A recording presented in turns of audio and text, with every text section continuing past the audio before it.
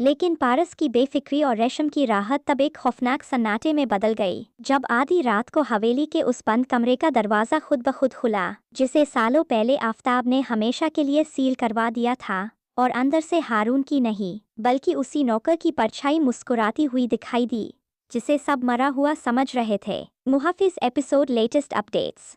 एजाज को हारून इतना पसंद आता है कि वो बिना किसी देरी के अपनी पसंद की मोहर लगाते हुए फौरन मंगनी का छल्ला उसके हाथ में पहना देता है। सलीमा पारस के पास आकर मुस्कुराते हुए कहती है कि इस दौर में ऐसे सुलझे और अच्छे लड़के बहुत मुश्किल से मिलते हैं। दूसरी तरफ जब रेशम को ये खबर मिलती है कि पारस और हारून की मंगनी हो चुकी है, तो इस बात को सुनते ही रेशम पूरी तरह बेफिक्र हो जाती है और चैन की सांस लेती है। इधर जैसे ही आफताब छुपकर बेजात और उसकी बहन की बातें सुन रहा होता है, तो उसे महसूस होता है कि पारस के इस घर को छोड़कर जाने के बाद अब उसके पास कोई भी मुखलिस और अपना रिश्ता नहीं बचा है जो दिल से उसका हो।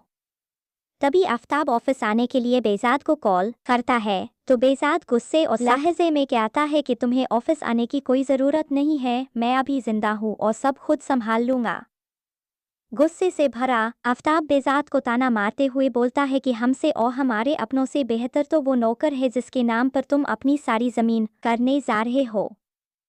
उधर पारस अपनी ही मंगनी की खबर सुनकर बेहद परेशान और अगबोबुला हो जाती है और उसका सारा गुस्सा सीधे जाकर ज़बान पर फूट पड़ता है। सबकी अपनी अपनी उलझनें और चालें चल रही थी, तभी अचानक कहानी में एक खौफनाक मोड़ आता है जब हवेली के उस बंद कमरे का दरवाज़ा खुद ब खुद खुल जाता है, जिसे सालों पहले हमेशा के लिए सील करवा दिया गया था। और अंदर से किसी और की नहीं बल्कि उसी नौकर की परछाई मुस्कुराती हुई दिखाई देती है जिसे सब मरा हुआ समझ रहे थे। यह थी आज की धमाकेदार रिव्यू वीडियो।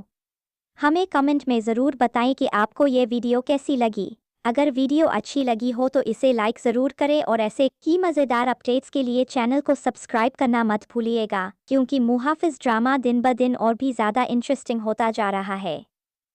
एजाज और हारून की मंगनी के बाद हवेली का माहौल पूरी तरह बदल चुका है, लेकिन इस रिश्ते की खुशी से ज़्यादा हर तरफ एक अजीब सा तनाव फैलने लगा है। बेजाद को जब ये एहसास होता है कि आफताब को उसकी और उसकी बहन की सारी बातें पता चल चुकी है, तो उसका रवैया और ज़्यादा रूखा हो जाता है। आफताब गुस्से से पागल हो रहा है क्योंकि उसे लगता है कि बेजाद अपनों को छोड़कर उस नौकर पर ज़्यादा भरोसा कर रहा है जिसके नाम सारी जायदाद करने की तैयारी चल रही है। दूसरी तरफ पारस का गुस्सा ज़वार पर थमने का नाम नहीं ले रहा है। पारस ज़वार के सामने साफ साफ कह देती है कि उसकी मर्जी के बिना उसकी ज़िंदगी के फैसले लेने का हक किसी को नहीं है और वह इस रिश्ते को कभी स्वीकार नहीं करेगी। रेशम, जो पहले पारस और हारून की मंगनी की खबर सुनकर बेफिक्र हो गई थी, अब उसे महसूस होने लगता है कि ये शांति सिर्फ एक दिखावा है और कोई बहुत बड़ा तूफान आने वाला है। तभी कहानी में एक और खतरनाक मोड़ आता है जब उस बंद कमरे से मिली परछाई का सच सबके सामने आने लगता है। वह नौकर जिसे सब मरा हुआ समझकर भूल चुके थे, असल में उस हवेली के पुराने राज और आफताब बेजाद के परिवार की बर्बादी की एक बहुत बड़ी साजिश का मास्टरमाइंड निकलता है। जैसे ही वह कमरे से बाहर कदम रखता है, सबकी सांसें थम जाती है क्योंकि उसे जिंदा देखकर ये साफ हो जाता है कि अब इस खानदान का कोई भी शख्स सुरक्षित नहीं है। ये थी मुहाफिज ड्रामे के अगले हिस्से की पूरी कहानी। हमें कमेंट में ज़रूर बताएं कि आपको ये अपडेट कैसी लगी। अगर वीडियो अच्छी लगी हो तो इसे लाइक करना न भूलें और आगे के ट्विस्ट सबसे पहले जानने के लिए चैनल को सब्सक्राइब ज़रूर करें, क्योंकि मुहाफिज ड्रामा अब अपने सबसे रोमांचक